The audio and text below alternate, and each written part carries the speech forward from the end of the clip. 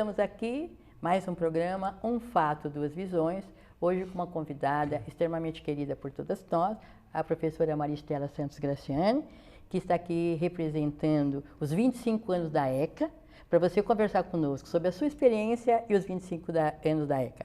Quem está organizando esse programa é a Faculdade de Educação, representada por mim, professora Neide de Aquino Noves, e a professora Márcia Almeida Batista, professora da Faculdade de Ciências Humanas e da Saúde.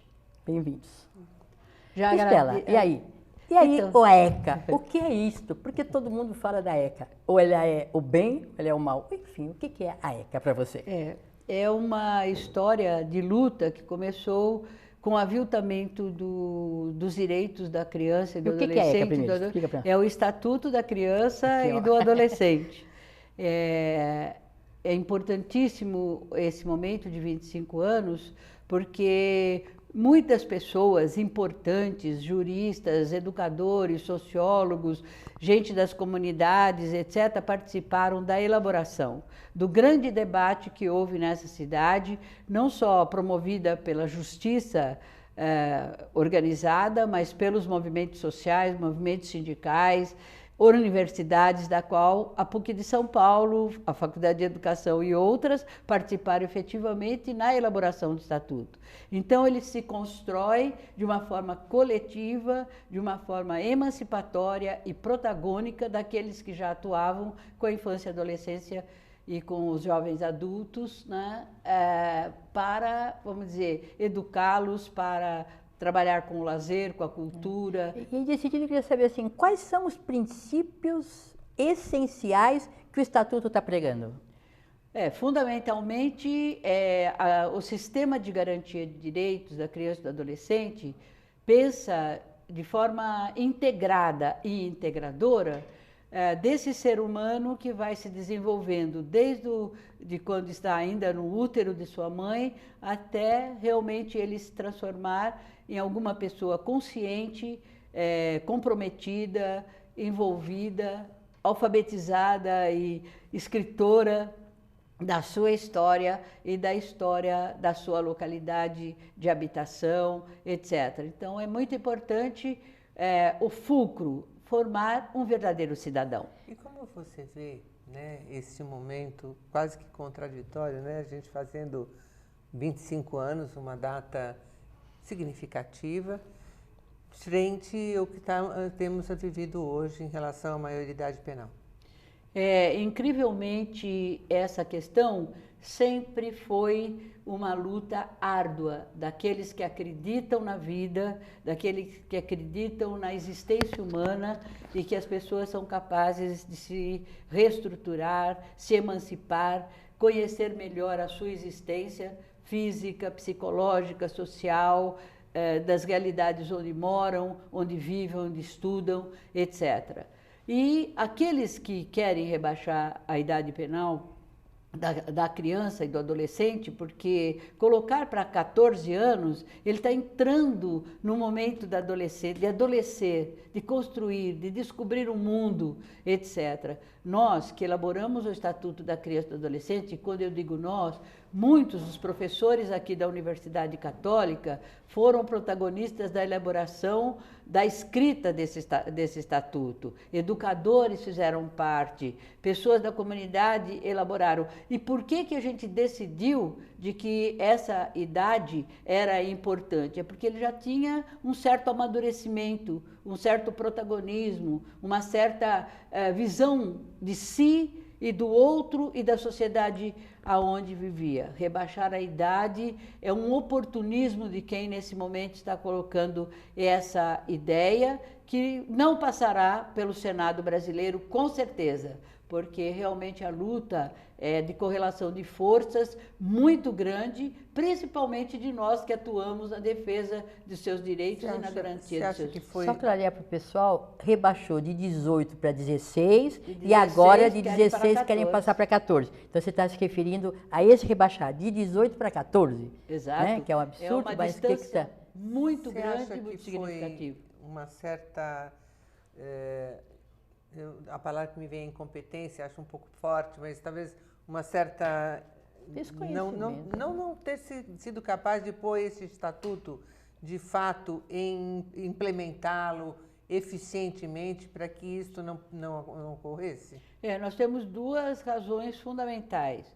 De um lado, é que até hoje os órgãos responsáveis pela divulgação, pela mobilização e articulação do pensamento contido nesse estatuto ainda não foi feito, nem pela escola, nem pelos órgãos estaduais, federais, municipais, para que realmente tivéssemos uma visão completa do que nós colocamos em termos da vida da infância e da adolescência e do começo da fase adulta em prol disso. Então, essa é a primeira razão, desconhecimento do Estatuto da Criança e do Adolescente a nível nacional. Nós somos muito elogiados por países desenvolvidos, como é a França, os Estados Unidos, a Inglaterra, ou a Espanha ou a Alemanha, e aqui no Brasil ainda não houve efetivamente um estudo,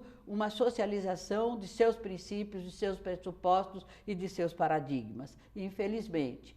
Não sabendo sobre essa realidade da infância, como ela cresce, se desenvolve e cria uma desenvoltura, há parlamentares que nunca pegaram esse texto, esse livro, para poder dizer o que da escola, o que da educação, o que da saúde, o que do protagonismo, etc., precisaria ser realmente garantido para a infância e adolescência. Na sua visão, o que seria essencial, prioritário, que o Estatuto da Criança e do Adolescente respeitasse? Qual seria o princípio básico? Então, o princípio básico também tem duas dimensões. Uma, que é o espírito dessa lei, que é o espírito comunitário, é um espírito democrático, é um espírito que avança no cuidado e no desenvolvimento educativo, no aspecto preventivo da saúde, da alegria, do brinquedo, do brincar, do lazer, da cultura. Ele é uma totalidade.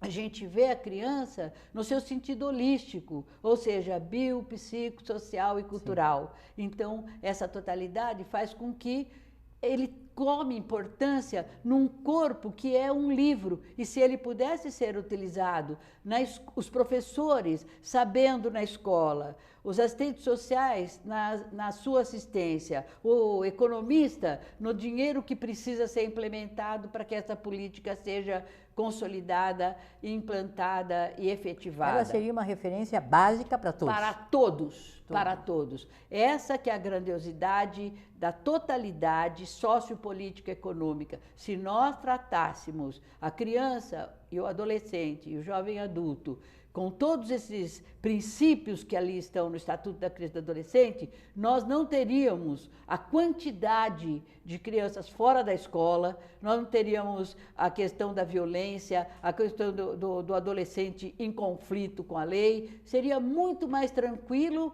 nós podermos atuar nessa dimensão. E, infelizmente, não aconteceu até hoje. Quais foram os ganhos? Nós estamos falando aqui do que a ECA ainda não fez. Mas quais foram os ganhos, na sua opinião, que a ECA já conseguiu? Bom, ela já conseguiu adentrar a discussão, tanto é que nós estamos aqui 25 anos depois, a universidade se preocupando, Faculdade de Psicologia e de Educação, trazendo à tona a importância que o Estatuto da Criança e do Adolescente e do Jovem Adulto precisam dos adultos dessa sociedade, precisam dos políticos efetivarem as leis e as prerrogativas. Precisamos de todos os técnicos que lidam diretamente com a infância e adolescente, para ela não ficar à deriva, sem uma meta na escola, na saúde, na recreação, enfim, em todas as dimensões que a vida coloca. E isso não tem acontecido. Então, eles fogem da escola porque eles acham que a escola não tem, vamos dizer, a dimensão que eles têm nesse momento contemporâneo, que é dinâmico, que é alegre, que é envolvente.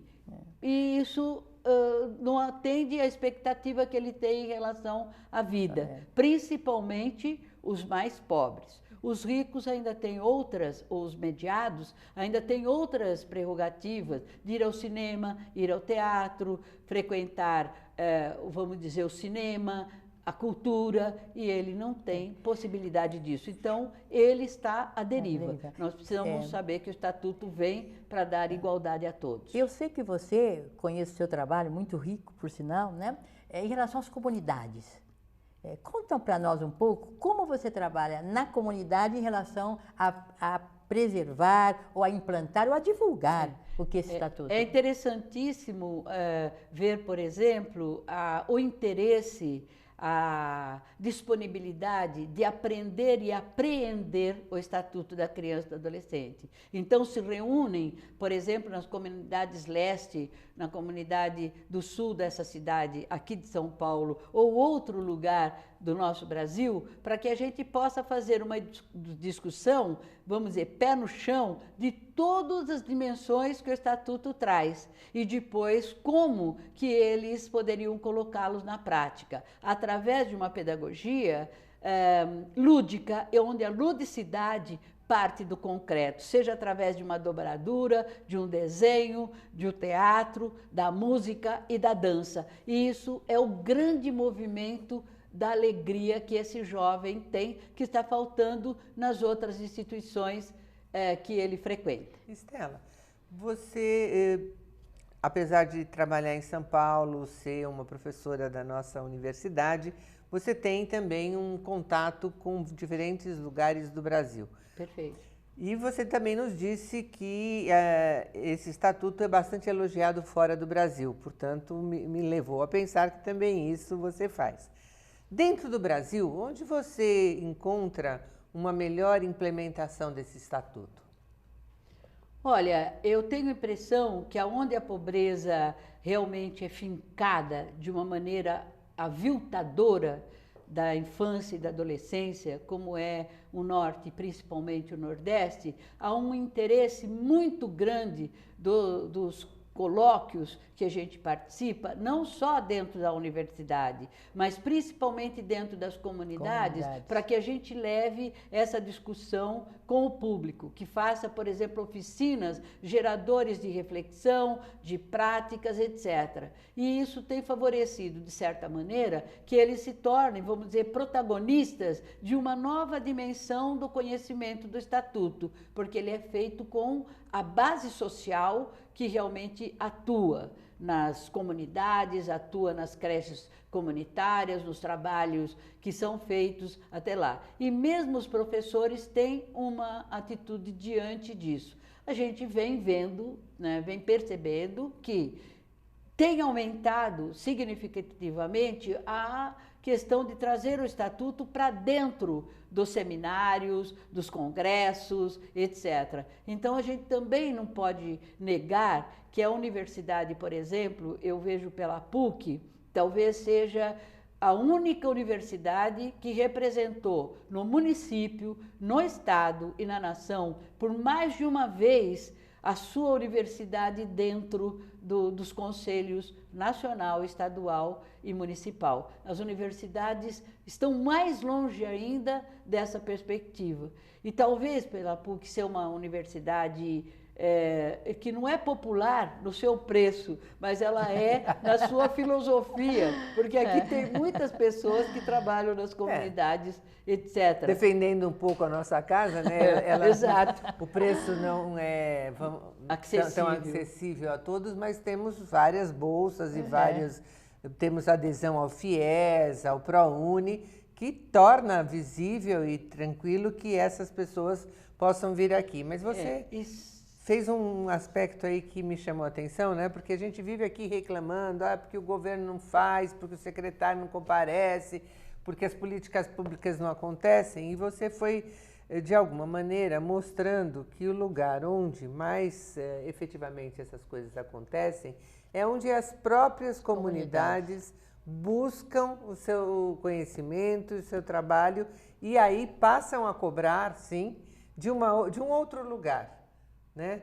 Eu tenho uma filha que já trabalhou nas duas secretarias, tanto a municipal e agora trabalha na estadual, e trabalha também trabalhou com o vereador Floriano Pêssaro. E uma das angústias dela, né, sempre é essa assim, mãe, como é que a gente faz? Porque as pessoas, elas nos procuram para a gente resolver, para que a gente faça. Né? E você estava falando de uma construção ao contrário. protagônica através das próprias comunidades. Quer dizer, é a universidade lidando diretamente com a comunidade que está invalidada, né? E, ao mesmo tempo, fazendo com que ela se sinta dona do seu destino, né? Exato, é uma comunidade que quando, vamos dizer, nos chama para fazer um trabalho, para criar um projeto, etc., elas vão se transformando numa inovadora, porque elas têm a prática, mas elas não sabem sistematizar de uma forma que o objetivo seja alcançado. Um exemplo está, por exemplo, com o Pop Rua, que é essa imensidão de pessoas que estão hoje, inclusive com certos vícios e tudo, mas existem segmentos ali que estão clamando por serem alfabetizados, para conhecerem mais o seu protagonismo, que está encalacrado, mas não está exposto a uma nova dimensão. Então, nós estamos sendo convidados, através do Núcleo de Trabalhos Comunitários da Faculdade de Educação, para poder fazer a formação dos alfabetizandos. Nós imaginávamos que fossem totalmente analfabetos. Grande pasmo pedagógico, que todos sabiam ler e escrever, mas queriam ampliar os temas, principalmente políticos, sociais, que eles pudessem adentrar o cenário. Então, nós estamos formando o pessoal que está trabalhando com o Pop Rua para fazer essa dimensão. A universidade tem muitas ações que poderiam ser concretamente utilizadas. Essas demandas vêm todos os dias, a gente quase que não dá conta. Como é que elas chegam, Estela, e como é que a gente pode responder a elas? Olha, elas chegam talvez por canais bastante diferenciados e nem sempre necessariamente chegam ao interlocutor que está nessa prática. Então, há um desvencilhamento, porque se mandam, por exemplo, para os órgãos superiores, demora muito para chegar na base, e aí eles desanimam, dizem, eles nem estão prestando atenção na gente. Assim, qual é o órgão superior, qual é a base? A reitoria, os chefes de gabinete, os diretores, etc. Mas no caso nosso específico, a gente está nos conselhos, a gente já está participando efetivamente da comunidade, né? da comunidade, tem essa aproximação. Da PUC e da comunidade externa à PUC. Mas é 30 anos de lida, então já está solidificado alguma coisa. E a gente tem a base da igreja, que realmente é muito parceira de nós, através da Pastoral do Menor, que hoje está no território nacional em todos os estados. Então, agora estão nos pedindo que a gente faça o programa de formação da pastoral a nível nacional, com um grupo que já tem mais experiência. E a gente está sempre convidado a fazer parte. Então, a gente chama para aqui, para São Paulo, eles que venham para que a gente troque experiência e mostre aquilo que a gente foi capaz da solicitação feita pela comunidade, ajudar, alinhar, participar e tal. Aliás, que é uma felicidade muito grande que a gente tem interior de poder colaborar nessa perspectiva da vida. É um grupo, né? Um grupo grande. Eu queria que vocês ajudassem a explicar também um pouco, porque também está atrás de todo esse trabalho comunitário uma ideia, né, super inovadora, que é a mudança da pedagogia chamada convencional para uma pedagogia chamada social. Isso. Como você vê isso? Quer dizer, nós estamos trabalhando numa pedagogia social, e aí a pedagogia social fazia parte do trabalho, agora você está querendo sair da intervenção e já é uma proposta mais formal. Sistematizadora.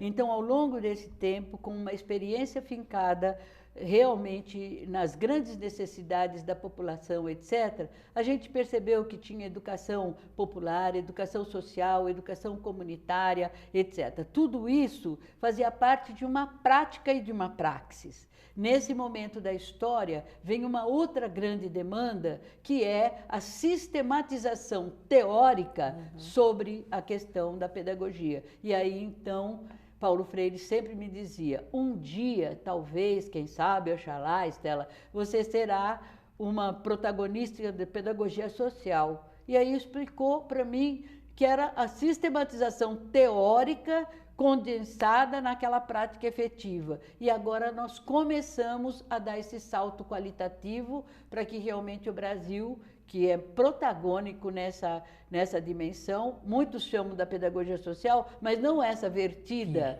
da relação da teoria e da prática já vivida nesses últimos anos, e a gente está começando a escrever, a redigir realmente não só pesquisas de iniciação científica ou de pós-graduação, para que a gente dê um outro teor, uma outra qualidade, para que a gente leve para os seminários para disseminar todo esse conhecimento que se criou aqui nessa universidade, que nos deu oportunidade, né, na área da educação, da psicologia, da assistência social ou das ciências sociais, que também a gente vem. Né, quer dizer, de uma forma interdisciplinar. Né? E isso vai ser um grande momento da nossa universidade para passar dessa experiência concreta para a experiência epistemológica. E você, para trabalhar, você tem um núcleo de apoio, né? Não é uma coisa isolada o seu trabalho. Não é uma coisa isolada. Então, conta um pouco essa equipe que trabalha com você, como vocês articulam. O objetivo fundamental de termos um núcleo de trabalhos comunitários, ele veio se criando ao longo do tempo. E nossos gestores entenderam de que tinha que ter um locus para aquela reunião, porque nós queremos formar agentes multiplicadores de qualquer área do conhecimento, seja da economia, seja da sociologia, seja da pedagogia, dos psicólogos. Todos somos um grupo e aprendemos com a expertise de cada um. Então, fazemos uma rede de conhecimento. Então, todo mundo cresce e eu fico admirada, olhando de fora, né, para como aquela pessoa cresceu, como ela fala com desenvoltura, como que ela procura nos seus trabalhos aperfeiçoamento na iniciação científica, na tese de mestrado, na tese de doutorado. Aqui é um pedacinho do núcleo formador de formadores que realmente serão intelectuais orgânicos, que nós, daqui a pouco, a gente sai do espaço, mas a gente deixa um legado muito baseado na filosofia de Freire, né, e de muitos outros, Gianni, de todos esses que acompanharam o nosso trabalho junto. Que estão aqui. Agora, o mais importante foi o apoio que a Faculdade de Educação e as outras faculdades nos deram para que a gente pudesse ter esse ninho de construção, né, de apoio, e é um apoio logístico, é um apoio econômico, é um apoio de respeito acima de tudo, e que realmente, se tem 30 anos, é porque alguma coisa tem de importante para que o Brasil possa ser, porque a gente exporta também o sabor, porque o pessoal que vem fazer as teses, mestrado, doutorado aqui, estão sempre muito integrados com o nosso núcleo de trabalho. Eu queria que, de forma sucinta, você contasse uma experiência com criança que te trouxe muita alegria. Uma criança de risco que você atendeu, o seu núcleo atendeu, de forma sucinta. Vamos fazer uma bem ao redor da PUC, né? Já no Padre Edênio, que era reitor comunitário, muito empenhado ontem, hoje e provavelmente amanhã, sempre deu muito apoio a esse trabalho, e nós tínhamos um número de guardadores de carro incomensurável, pequenos, aqui ao redor dessa nossa universidade. Então, às vezes ajudava alguma coisa e às vezes atrapalhava. E aí, então, ele alugou uma casa, né, pela Cúria, e nós fizemos uma discussão. E a discussão com as crianças é que foi bordejando qual é o desejo, qual é a expectativa, etc. Que parte sempre da alfabetização, da pós-alfabetização, da educação de maneira geral e principalmente, mas vamos fazer uma coisa para a gente vender. Aí então foi a madeira pintada né? Uma coisa simples, etc. Mas eu comecei a ir com eles para as escolas, para o Mackenzie, para o São Luís, para não sei aonde e tal, para ver se a gente conseguia. E aí, então, era assim. Então, eu quero 150 desse, 50 daquele, 30 do outro. Eles me olhavam, eu falei, vocês pediram para que a gente pudesse fazer. Agora, nós temos que cumprir o compromisso. Nossa, mas foi uma trabalheira sem conta, mas de trabalhos lindíssimos, que até hoje o pessoal fala, cadê aqueles meninos? Hoje esses meninos são homens, né, cidadãos que realmente fazem a diferença nas suas comunidades, seja na Brasilândia, seja em qualquer lugar da onde eles venham. Eles são protagonistas de uma nova aurora para a sua comunidade, para o seu espaço. Olha, Estela, o tempo é pouco, já estamos fechando esse programa, agradecendo a sua presença, o seu entusiasmo, porque a gente fica também entusiasmada, a gente se contamina, eu acho que é coisa muito importante a gente acreditar, mas também ser contaminada por esta sua energia em prol das crianças, em prol da criança, do adolescente, essa defesa presente em todos os momentos. Obrigada pela sua presença, pela sua fala. Teríamos muitas coisas para falar, mas o programa está terminando. Obrigada pela sua audiência e até a próxima oportunidade.